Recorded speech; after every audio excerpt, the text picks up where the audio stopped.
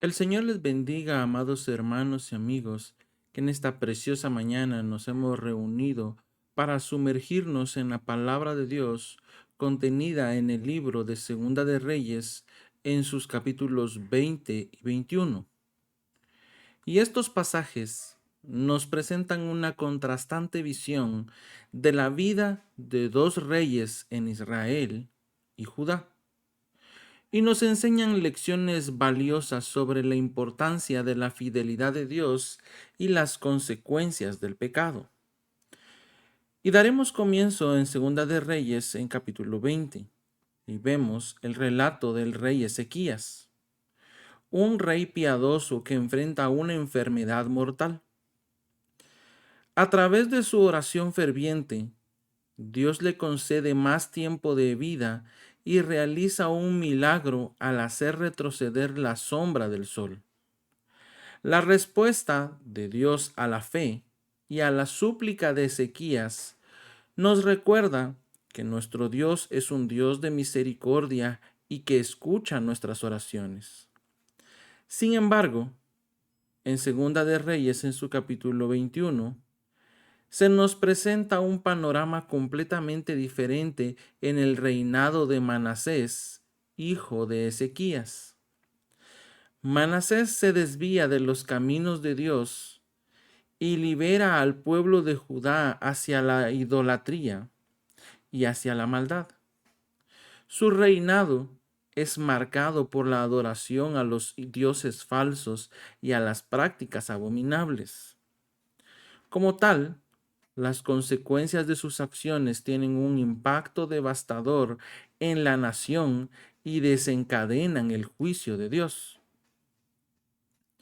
Estos dos relatos nos enseñan la importancia de la fidelidad y la obediencia a Dios en nuestras vidas. Ezequías nos muestra el poder de la oración y cómo Dios puede obrar milagros en respuesta a una fe sincera. Por otro lado, la historia de Manasés nos advierte sobre los peligros de alejarnos de Dios y las consecuencias del pecado que puede acarrear en nuestras vidas y en aquellos que nos rodean.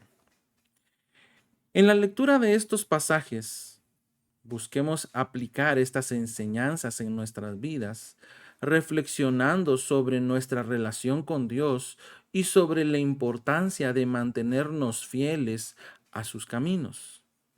Y pidámosle a Dios en oración para que el Espíritu Santo nos fortalezca y nos guíe en nuestro andar diario, para que podamos evitar los caminos de la maldad y la idolatría y poder vivir vidas que honren y glorifiquen a nuestro Dios. Que estos relatos también nos inspiren a ser personas de oración como Ezequías, confiando en el poder y la misericordia de nuestro Dios. Que podamos buscar la voluntad de Dios en cada aspecto de nuestras vidas y nos esforcemos por vivir en obediencia a sus mandamientos.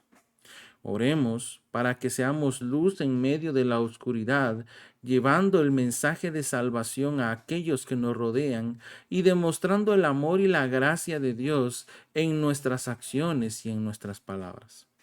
Así también, amados hermanos, vendremos en palabras de oración dándole gracias a nuestro Padre Celestial por su favor y su misericordia a nuestras vidas. Vamos a orar. Amantísimo Dios y Padre que estás en gloria, venimos delante de tu presencia, humillándonos y reconociendo nuestras faltas y nuestros pecados, pidiéndote perdón por nuestras transgresiones y por las veces que hemos errado y nos hemos alejado de tu camino. Padre eterno, ten piedad de nosotros y límpianos de todo mal con tu inmenso amor y tu misericordia. Así también, Padre eterno, suplicamos por tus siervos y por tus ministros, pastores, evangelistas, aquellos hombres y mujeres que te sirven en todo el mundo, pidiendo que los fortalezcas en su fe, que los guíes en su ministerio y que les concedas ese coraje para enfrentar los desafíos que encuentren en el camino. Padre eterno, Concédele sabiduría para discernir tu voluntad y coraje para obedecerle. Que su dedicación y el amor por ti de tus siervos sean testimonio poderoso de tu presencia en sus vidas. Así también, Padre, rogamos por tu iglesia amada, el cuerpo de Cristo en la tierra. Te pedimos que unifiques a tus hijos en un solo propósito y en un solo espíritu, para que sean una luz en medio de la oscuridad y lleven esperanza a un mundo necesitado. Que sus diferencias no los separen, sino que los fortalezcan y los impulsen a amarse y a apoyarse mutuamente. Padre eterno, que tu palabra viva y activa sea una fuente constante de inspiración y dirección en nuestras vidas. Ayúdanos a buscarla con diligencia y a meditar en tu palabra día y noche. Permítenos entenderla con claridad y aplicarla con valentía en cada situación que enfrentemos. Que tu palabra se convierta en un fundamento sólido sobre el cual construyamos nuestras vidas. Te pedimos, Padre, que nos concedas un corazón hambriento por escuchar tu voz a través de las Escrituras. Ayúdanos a no solo oírla, sino también a ponerla en práctica en nuestra vida. Que tu palabra produzca fruto en nosotros y que podamos crecer en santidad y vivir en obediencia a tus mandamientos. Padre eterno, encomendamos estas peticiones delante de tu altar, sabiendo que tú eres un Dios de amor y gracia, dispuesto a perdonar y a restaurar. En el nombre de Jesús, te damos gracias. Amén. Y amén.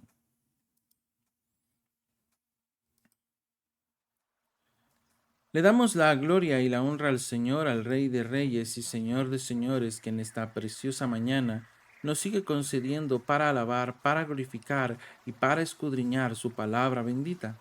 Y damos comienzo a la lectura de la palabra del Señor en el libro de Segunda de Reyes en su capítulo 20. Y la palabra del Señor en el nombre poderoso de Jesús dice así: Por ese tiempo, Ezequías se enfermó gravemente y el profeta Isaías, hijo de Amós, fue a visitarlo. Le dio al rey el siguiente mensaje: Esto dice el Señor: Pon tus asuntos en orden, porque vas a morir. No te recuperarás de esta enfermedad.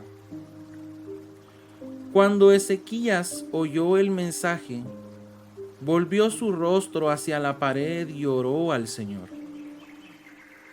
Acuérdate, oh Señor, que siempre te he sido fiel y te he servido con singular determinación, haciendo siempre lo que te agrada. Y el rey se echó a llorar amargamente. Sin embargo, antes de que Isaías saliera del patio central, recibió este mensaje de parte del Señor: Regresa y dile a Ezequías, el líder de mi pueblo: Esto dice el Señor, Dios de tu antepasado David: He oído tu oración y he visto tus lágrimas. Voy a sanarte y en 3 días te levantarás de la cama e irás al templo del Señor. Te añadiré 15 años más de vida y te rescataré del rey de Asiria junto con esta ciudad. Defenderé esta ciudad por mi propia honra y por amor a mi siervo David. Entonces Isaías dijo: Preparen un ungüento de higos. Así que los sirvientes de Ezequías untaron el ungüento sobre la llaga y Ezequías se recuperó. Mientras tanto, Ezequías le había preguntado a Isaías: ¿Qué señal dará el Señor como prueba de que me sanará y en 3 días iré al templo del Señor. Isaías contestó: esta es la señal del Señor para demostrar que cumplirá lo que ha prometido. ¿Te gustaría que la sombra del reloj solar se adelantara 10 gradas o se atrasara 10 gradas? La sombra siempre se mueve hacia adelante, respondió Ezequías. Así que eso sería fácil. Mejor haz que retroceda 10 gradas. Entonces el profeta Isaías le pidió al Señor que lo hiciera, y el Señor hizo retroceder 10 gradas la sombra del reloj solar de Acaz. Poco tiempo después, Merodac Baladán, hijo de Baladán, rey de Babilonia, le envió saludos a Ezequías junto con un regalo, porque se enteró de que Ezequías había estado muy enfermo. Ezequías recibió a los enviados de Babilonia y les mostró todo lo que había en sus casas del tesoro: la plata, el oro, las especias y los aceites aromáticos. También los llevó a conocer su arsenal y les mostró todo lo que había en sus tesoros reales. No hubo nada, ni en el palacio ni en el reino, que Ezequías no les mostrara. Entonces el profeta Isaías fue a ver al rey Ezequías y le preguntó: ¿qué querían esos hombres? ¿De dónde vinieron? Ezequías contestó: vinieron de la lejana tierra de Babilonia. ¿Qué vieron en tu palacio?, preguntó Isaías. Lo vieron todo, contestó Ezequías. Les mostré todo lo que poseo, todos mis tesoros reales. Entonces Isaías dijo a Ezequías: escucha este mensaje del Señor. Se acerca el tiempo cuando todo lo que hay en tu palacio, todos los tesoros que tus antepasados han acumulado hasta ahora, será llevado a Babilonia. No quedará nada, dice el Señor. Algunos de tus hijos serán llevados al destierro. Los harán eunucos que servirán en el palacio del rey de Babilonia. Entonces Ezequías dijo a Isaías: este mensaje que me has dado por parte del Señor es bueno. Pues el rey pensaba: por lo menos habrá paz y seguridad mientras yo viva. Los demás acontecimientos del reinado de Ezequías, entre ellos el alcance de su poder y cómo construyó un estanque y cavó un túnel para llevar agua a la ciudad, están registrados en el libro de la historia de los reyes de Judá. Ezequías murió y su hijo Manasés lo sucedió en el trono.